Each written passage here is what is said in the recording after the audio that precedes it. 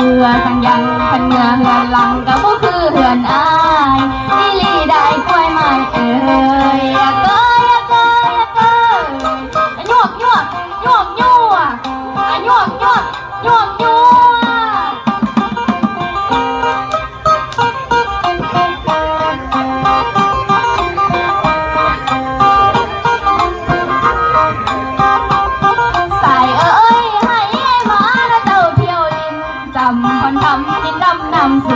กลุ่มว่านอนกุ้งลิงหมากล้นคนมาเยี่ยมอันเจ้าสื่อวันน้องลำจันอันเจ้าลือฟ้า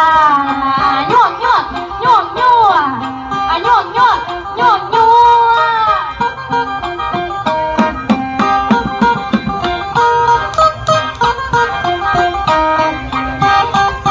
จำพรแสนสะอ้อนนาทินพาลาแหลงปะพาอูป้าอูเขาบันมอลองให้และทอเพนพาอีลีได้คนฟังเอ่ยยวกยวกยวกยวกยวกยวกยวกยว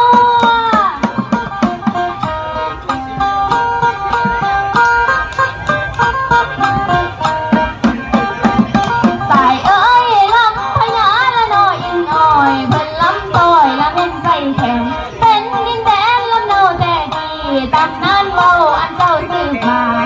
ภาษาอันเจ้าดูมัน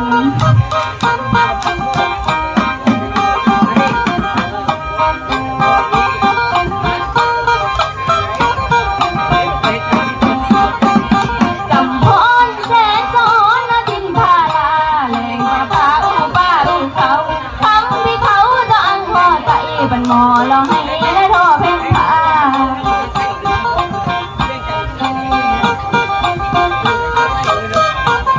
คนกาพอกระดวนอันผู้ลือน้ำคุณน่าทำของเราสูงส่ง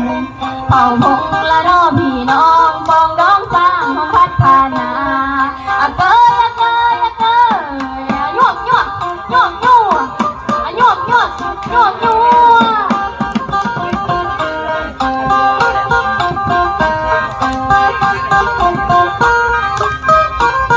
ใส่เอ้ยขันสิเมื่อก็เป็นน้ำนองพารถก็บ่ให้เสีย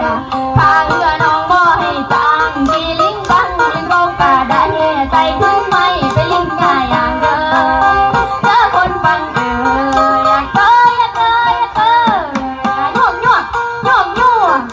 ยวกยวกยวกยว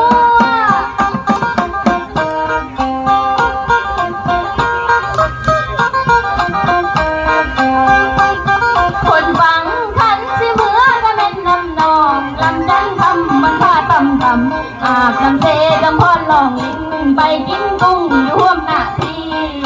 มาเปรี้ยงมาเปรี้ยง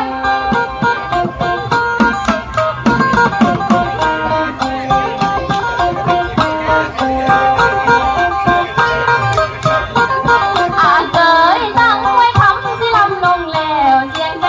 วกระมูลเดินสั่งสู้